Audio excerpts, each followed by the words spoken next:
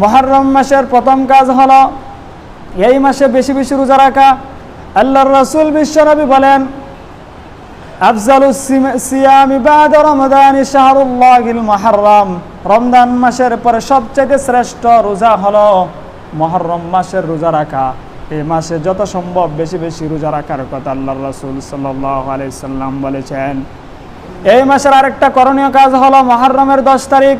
এই 10 তারিখ সম্পর্কে রাসূল কারীম সাল্লাল্লাহু আলাইহি সাল্লাম বলেন, যখন তিনি মক্কা থেকে মদিনায় সফর করলেন, মদিনায় হিজরত করে চলে গেলেন, গিয়ে দেখেন এই মুহররম মাসের 10 তারিখের মধ্যে ইহুদিরা ওই দিনটার মধ্যে তারা রোজা রাখে।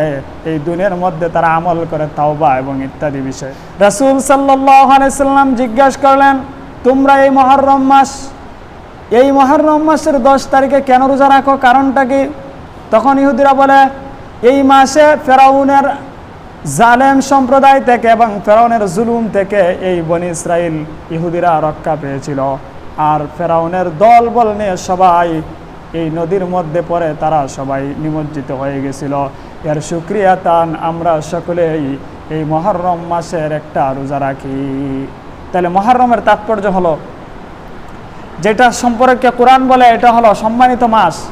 আবার আরেকটা সম্মানিত হওয়ার পিছনে কারণ হলো, এই মুহররম মাসে মূসা আলাইহিস সালাম এবং তার সম্প্রদায়কে ফেরাউন এবং তার সম্প্রদায় জালিম সম্প্রদায় থেকে হেফাজত করছেন এই মাসে।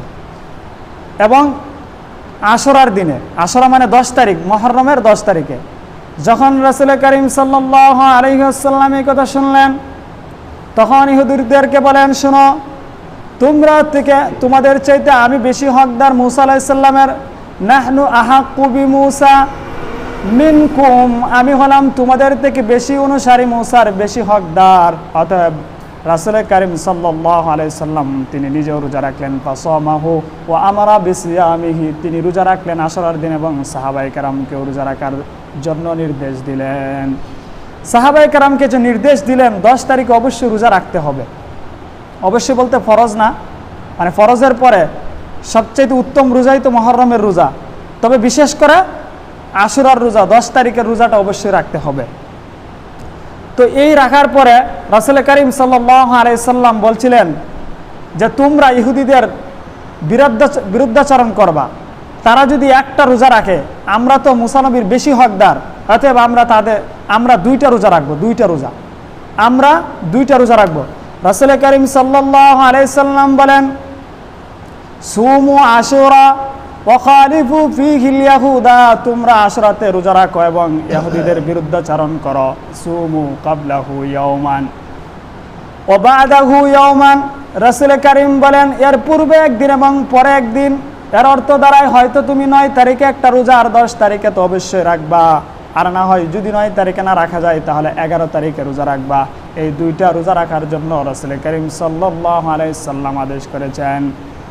হাদিসের মধ্যে পাওয়া যায় এই 2 দিন যদিও রোজা রাখলে হয়ে যাবে ইহুদিদের বিরুদ্ধাচরণ, কিন্তু এর পরে উত্তম হলো 9 তারিখ মুহররমে একটা রোজা রাখা আর 10 তারিখে একটা রোজা রাখা।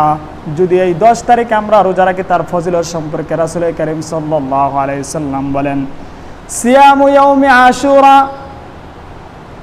ইন্নী আহতাসিবু আলাল্লাহি আইয়ুকাফিরা সানাতাল্লাতী ক্বাবলাহু।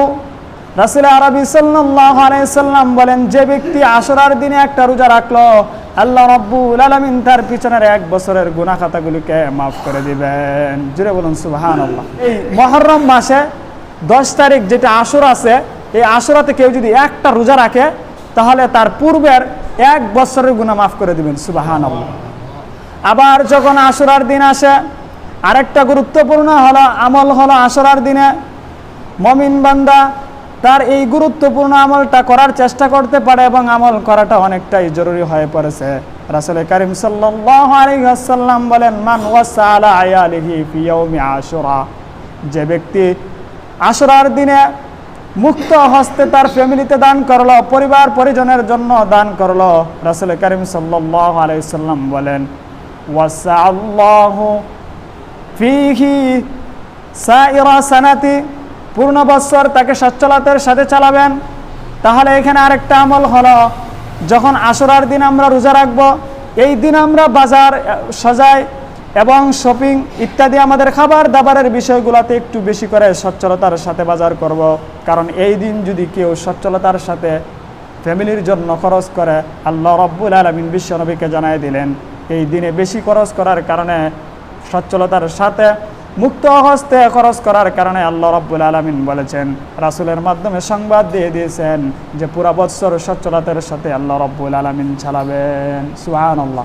রাসূল কারীম সাল্লাল্লাহু আলাইহি ওয়াসাল্লাম বলেন, লাইসা মিন্না মান দারাবা খুদুদাহু, ওই ব্যক্তি আমাদের অন্তর্ভুক্ত নয় যে তার চেহারায় আঘাত করে, অসাকাল জুয়ুবা এবং পোশাক পরিচ্ছন্ন ছিঁড়ে ফেলে, সে তার শরীরের মধ্যে ক্ষতবিক্ষত করে এবং পোশাকগুলা ছিঁড়ে ফেলে, এবং ওদা বিদাওয়াল জাহিলিয়া, এবং জাহিলি যুগের মতো ক্রন্দন করে, যেটাকে আমরা মাতম বলি, রুল করে কান্না করে।